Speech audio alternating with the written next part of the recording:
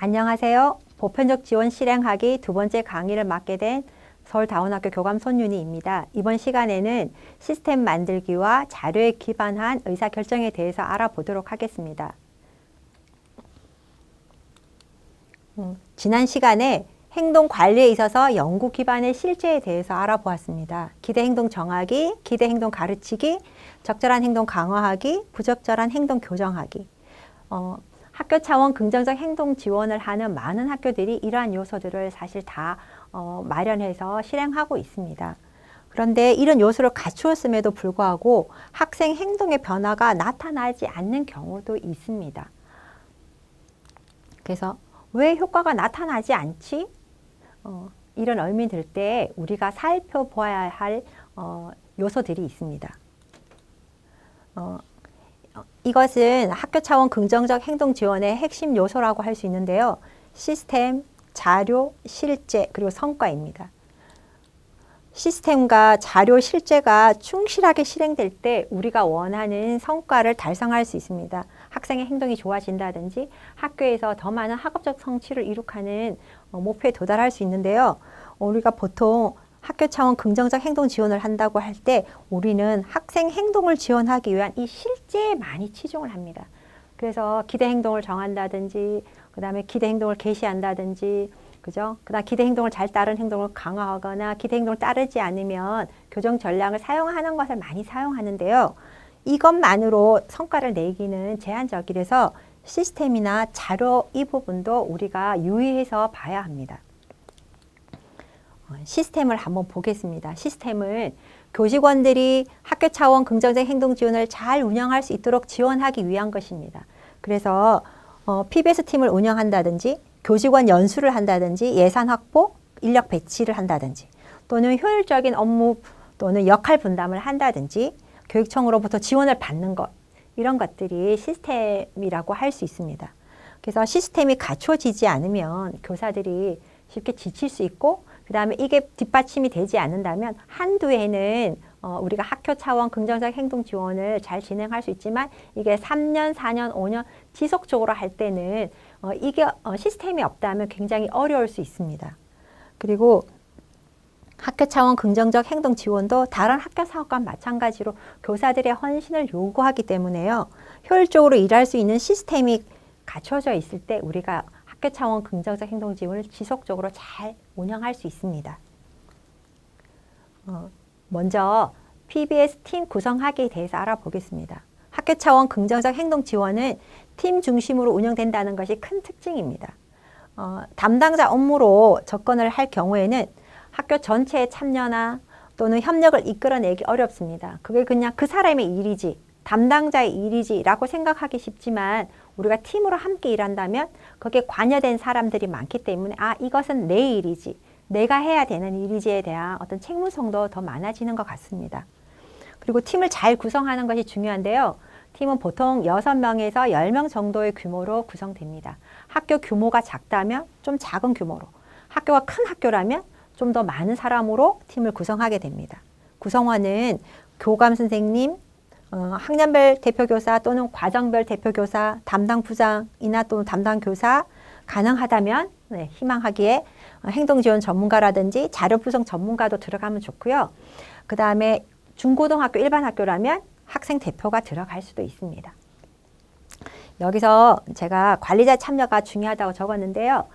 팀에 관리자가 들어와 있는 게 좋습니다. 왜냐하면 우리 PBS 팀이 학교 차원 긍정적 행동 지원을 하기 위해서 여러 가지 중재 방안이라든지 실행 계획을 짰는데 그것이 이제 관리자한테 갔을 때 거절당하거나 다시 수정 사항이 생긴다면 이 팀이 그동안 열심히 노력한 것에 대해서 조금 좌절하게 되겠죠. 그래서 관리자가 같이 들어가서 그 의사결정 과정에 참여한다면 그 팀이 좀 더 힘을 얻고 열심히 일할 수 있을 것 같습니다.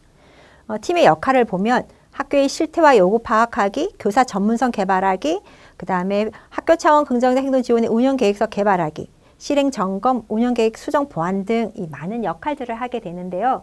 그래서 이 팀에 대한 전문성 개발도 굉장히 중요합니다. 그리고 이제 팀 구성 과정을 한번 보면요. 팀을 구성하면 역할을 분담하고 협의 시간 및 절차를 확정합니다.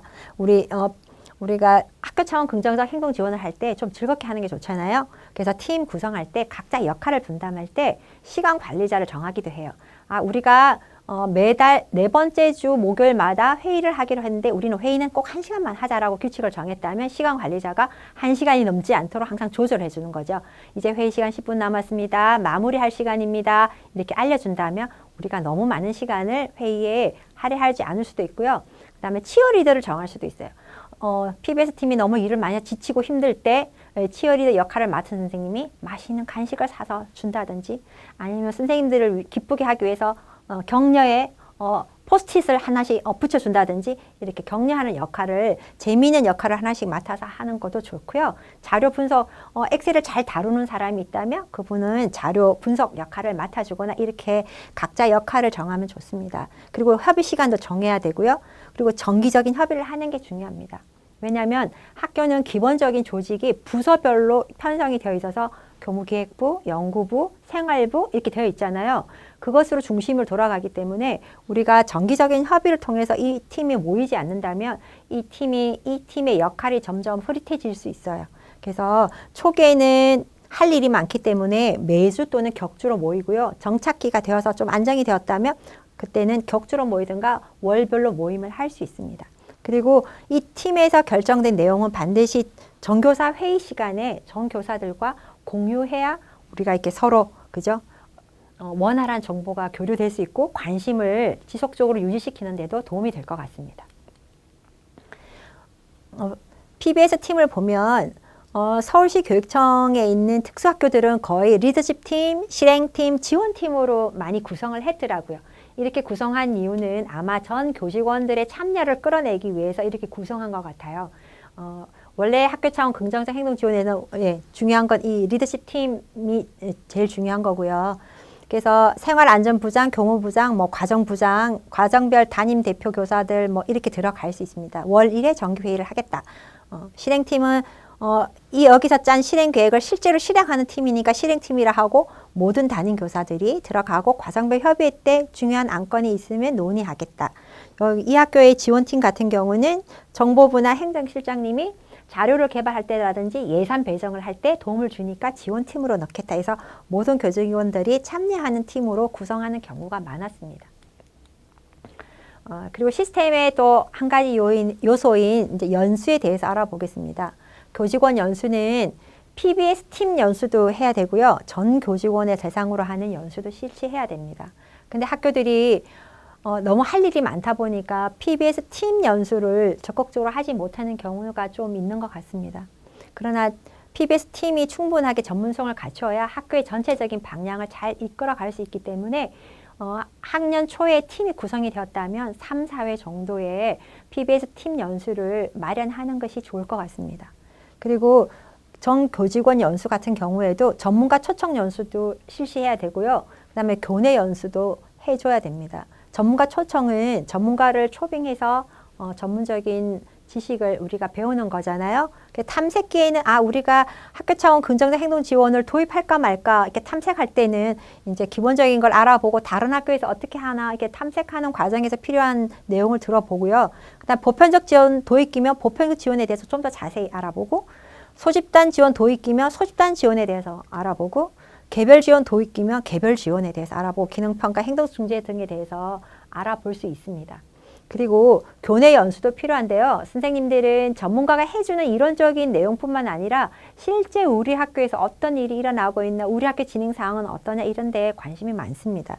그래서 우리 학교 차원 긍정적 행동 지원 운영 계획에 대해서 자세하게 안내해주고 그다음에 새로운 전입교사가 온다면 전입교사 연수도 실시해줘야 되고요.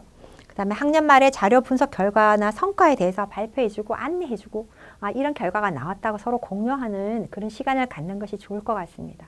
그리고 연수를 할 때 교사만 대상으로 하지 말고요. 학교 안에 있는 특수교육 실무사 또는 사회복무요원 또는 돌봄 강사 등 이분들도 같이 연수를 해서 같이 역량을 향상시키는 것이 좋을 것 같습니다.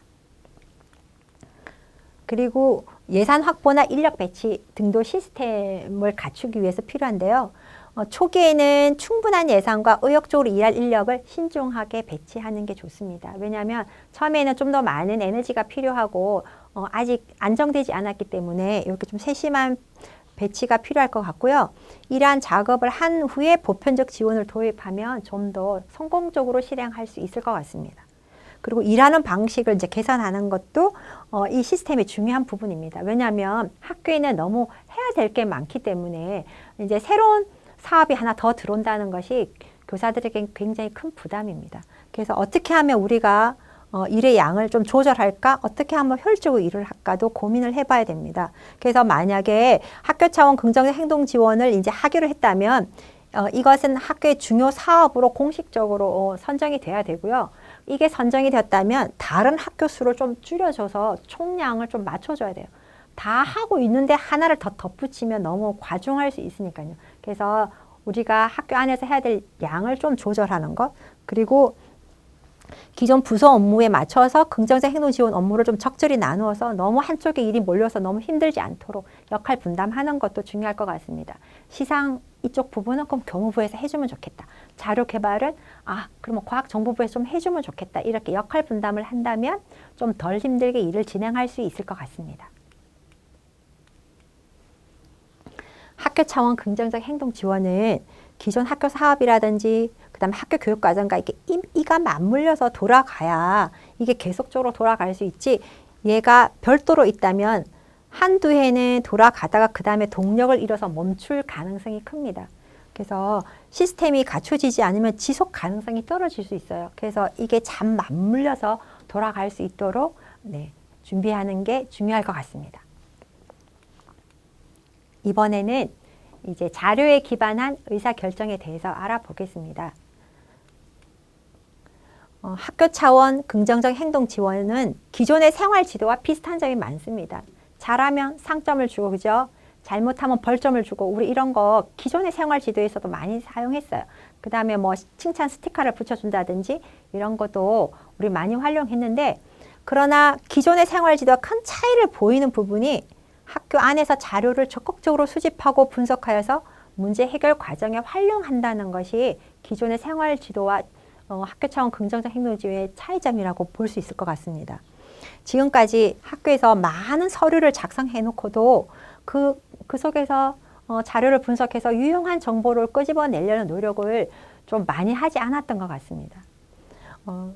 정기적인 데이터 수집을 만약에 한다면, 그리고 우리가 가지고 있는 자료를 1년치, 2년치, 3년치를 모아서 한꺼번에 분석해서 본다면 유용한 정보를 알아낼 수 있거든요. 그래서 자료를 수집하면 문제를 사실적이고 직관적으로 우리가 볼 수 있고요. 문제 해결 방법을 찾기 위한 기초를 제공해 줄 수 있어요. 우리 학교는 중학교에서 정말 많은 문제가 일어나는구나. 그러면 중학교에 좀 더 많은 노력을 기울여야 되겠죠. 그렇게 해서 전체적인 데이터를 모아서 빅데이터를 보면 좋은 의미의 유용한 정보를 많이 찾아낼 수 있습니다. 그리고 자료를 통해 실행과 성과를 점검하고 보완함으로써 지속 가능한 실행을 가능하게 합니다. 우리가 잘하고 있나? 제대로 된 방향으로 가고 있나를 계속 점검해서 조정하고 보완하는 작업을 할 수 있기 때문에 자료가 유용하게 활용됩니다. 의사소통을 위해서도 자료를 활용할 수 있습니다. 지속적인 실행 성과를 공유하거나 구성원들의 의견을 수렴하거나 학교 구성원의 참여를 유도하는 데도 자료를 활용할 수 있습니다.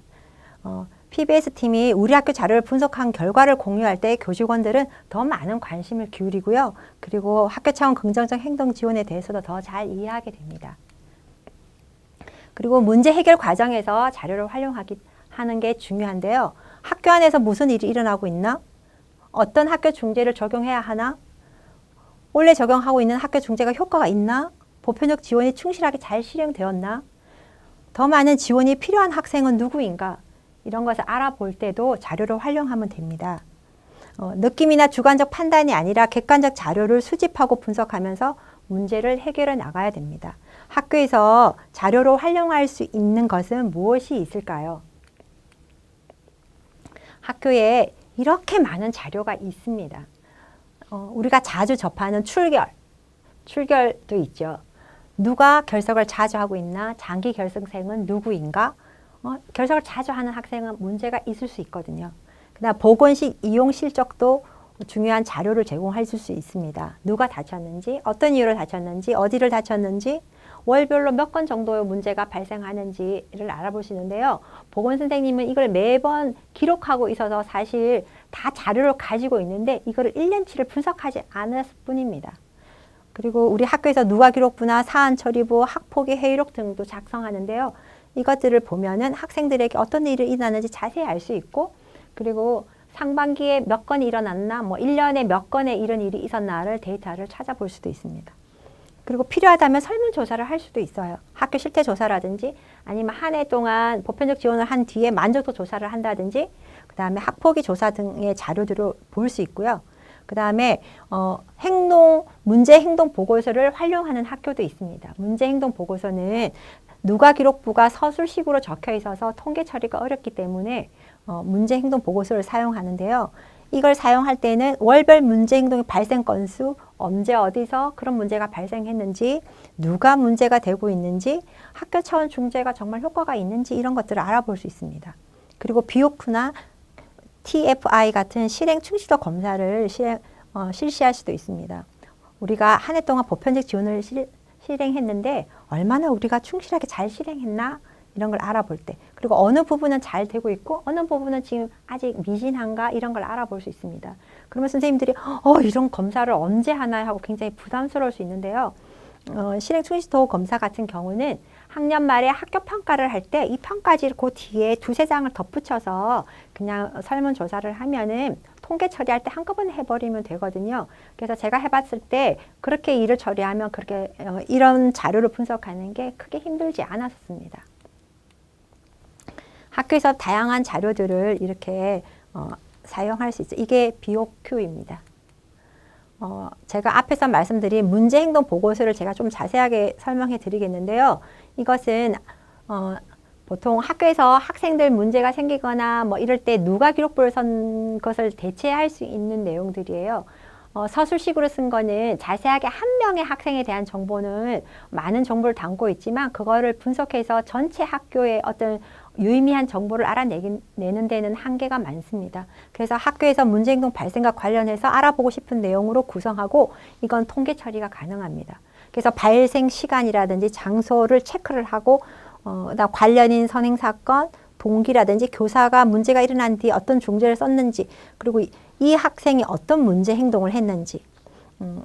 우리 앞에 교정 전략 했을 때 심각한 문제 행동을 14개를 정했다는 그 학교거든요. 그래서 그 심각한 문제 행동을 정한 그 행동을 여기에 표시를 해두고 문제 행동 보고서 이 행동이 발생하면 보고서를 쓰게 되어 있으니까 이 학생의 한 행동을 체크를 하는 거죠. 그 다음에 이후에 문제가 발생한 이후에 보고는 어느 정도까지 했나 이게 놓치지 않기 위해서요. 그리고 전체적인 사건 개요를 간단하게 서술식으로 쓰고 선생님 사인을 하고 이거를 학교에서 한 부 보관하고 가정으로 한 부 보내는 형태로 사용할 수 있습니다. 이렇게 문제행동 보고서를 사용한다면 이렇게 통계 처리가 가능합니다. 그래서 월별로 몇 건이 발생했나를 볼 수 있는데요. 그럼 이 학교 같은 경우에 지금 가장 많은 문제가 발생한 월이 4월입니다. 3월에 제대로 실행을 안 했기 때문에 이게 4월이 학기 초라고 볼 수 있는데요. 학기 초에 가장 많은 문제가 발생하고 전체적인 경량은 약간씩 줄어드는 경향을 보이고 있는데 방학을 끝나고 왔더니 다시 증가를 했어요. 그래서 학생들이 방학 때 그저 규칙을 많이 잊어버렸겠죠. 다시 문제가 다시 발생했다가 이렇게 떨어지는데 우리는 이 그래프를 보면서 알 수 있는 정보는 언제 문제가 가장 많이 발생하나 학년 초라든지 방학이 끝난 뒤구나 이런 걸 알 수 있어요. 그러니까 이때는 좀 더 우리가 선생님들이 집중적으로 학생들의 행동을 관리해야 된다는 걸 알 수 있고요. 그 다음에 여기서 목표를 정할 수 있어요. 우리가 이렇게 했을 때 평균 수치가 나온다면 올해 평균은 우리가 15인데 만약에 그 다음에라면 그럼 우리 올해는 월 평균 10건 이하로 만들어 보자. 그러면 그 다음에 이제 그래프를 만들었을 때 우리가 정말 목표에 달성했나 안 했나를 볼 수 있습니다. 그 다음에 발생 시간을 볼 수 있는데요. 이 학교에서는 오전, 오후로 분석했는데 이러면 정보를 많이 알 수 없어요. 오전이 많지만 오전이 많은 거는 학생들이 오전에 있는 시간이 많기 때문일 수 있거든요. 그래서 이렇게 분석하기보다는 시간대별로 분석하는 게 좋습니다. 시간별로 발생 건수를 누적해 보면 우리가 딱 보이는 거죠. 언제 가장 문제가 많이 발생하나. 10시를 저음해서 가장 문제가 많이 발생하고 있어. 왜 10시에 문제가 많이 발생하지? 그 원인을 찾아야 되는 거죠. 10시에 뭔가 문제가 있어. 무슨 일이 일어나고 있지? 혹시 그 시간에 선생님들이 제대로 감독을 안 하고 있나? 아니면 여기에 뭔가 복잡한 일과가 있나? 이걸 분석해서 그걸 개선하는 노력을 하면 됩니다. 그 다음에 발생 장소를 보면, 그죠? 눈에 띄게 교실에서, 그죠? 교실에서 주로 많은 문제가 발생합니다. 그리고 관련된 사람, 문제 행동이 발생했을 때 관련된 사람으로 교사가 가장 많았어요. 그리고 동기, 문제 행동의 기능으로 이제 선생님이 추측할 때 성인의 관심을 끌기 위해서가 많은 것 같아. 두 번째, 모르겠다, 그죠? 알 수 없음. 이런 거를 다 볼 수 있고요. 그 다음에 학생들이 어떤 행동을 많이 하나를 볼 수 있는데 가장 많은 보고서에 보고된 행동이 교사 공격, 그 다음에 감정 폭발, 이동 거부, 자해, 또래 공격 등이 있었습니다. 그래서 이 학교에서는 교사에 대한 공격 행동에 대해서 어떻게 하면 학생들의 행동을 개선시킬 수 있나에 대한 행동 중재를 개발해야 될 것 같습니다. 그리고 이제는 학교 급별 발생 건수인데요. 여기서 보면 정확하게 우리 기대한 대로 데이터가 나왔어요. 중학교에서 가장 많은 문제가 발생하고 있습니다. 중학교, 이때가 가장 애들이 뭐 호르몬적으로나 행동적으로 가장 혼란스러운 기기 때문에 중학교는 좀 더 집중적인 행동 중재가 들어가야 될 것 같고요. 선생님들도 좀 더 촘촘히 학생들을 관리해야 될 것 같습니다. 그리고 누가 가장 많은 보고서를 제출했나도 알 수 있어요. 그러면 여기 보면 문땡땡 학생은 16건을 제출했고 박땡땡, 김땡땡 학생들이 있는데 그러면 5건 이상 제출한 학생은 이렇게 명단이 쫙 나오잖아요. 그러면 문제 행동의 유형이 비슷하다면 소집단 지원 대상자로 갈 수도 있고요. 아니면 우리 학교는 소집단 지원을 하지 않는다 그러면 우리 학교는 5건 이상으로 제출한다면 개별 지원으로 의뢰를 하겠다라고 정하면 이 학생들은 개별 지원 대상자가 되는 거죠. 그래서 문제 행동 보고서를 통해서 개별 지원으로 의뢰될 학생이 누구인지를 판명할 수 있습니다.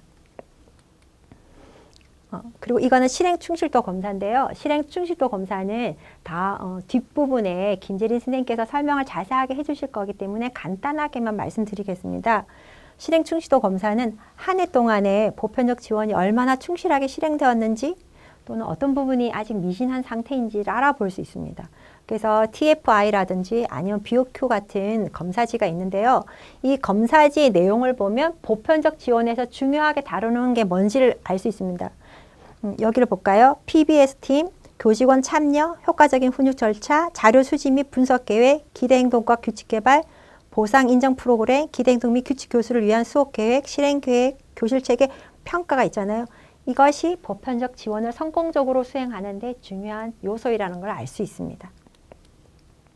그래서 우리가 여러 가지 자료들을 종합했을 때 우리가 목표를 달성했어. 그러면 목표가 달성되었다면 이제는 노력 수준과 자원을 조금씩 줄여 나갈 수 있습니다. 매주 강화를 주던 거를 이제는 2주 간격으로 텀을 주니까 예산도 좀 줄고 교사의 노력도 좀 줄겠죠.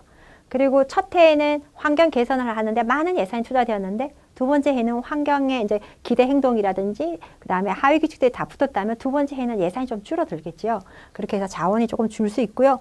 그 다음에 다음 목표를 세울 수 있어요. 이제는 소집단 지원을 도입하자, 개별 지원을 도입하자 하는 단계로 나아갈 수 있습니다. 그리고 만약에 진전이 없었다면 우리는 돌아봐야 되죠. 우리가 계획을 제대로 세웠나? 또는 우리가 계획을 충실하게 실행했나? 정말 제대로 잘 가르쳤나? 잘 감독했나? 문제 행동의 원인과 기능을 잘 파악해서 대처했나 등을 살펴보고 이것을 보완하는 작업들이 필요합니다. 성공적으로 보편적 지원을 실행하는 것이 그렇게 생각만큼 쉽지는 않은 것 같습니다. 학교 차원 긍정적 행동 지원은 단순히 규칙을 정하고 규칙을 잘 따르면 상을 주는 것 같은 행동 관리 실제만 있는 것이 아닙니다. 교직원을 지원하기 위한 시스템, 그 다음에 자료 기반 의사결정과 같은 요소가 모두 다 갖추어졌을 때 선생님들이 원하는 좋은 결과가 있을 것 같아요. 그래서 보편적 지원이 제대로 운영되는지 정기적으로 점검하고 수정 보완하는 작업을 계속해 나가서 올해보다 나은 다음 학년도 실행 계획을 짜고 그 다음에 조금 더 개선해서 더 나은 운영 계획을 짜면 점점점 완벽하고 좋은 보편적 지원 운영 계획이 될 것 같습니다. 그리고 보편적 지원이 어느 정도 정착이 됐다면 새로운 지원 체계를 도입하면 될 것 같습니다. 이상으로 보편적 지원에 대한 설명을 마무리하겠습니다. 감사합니다.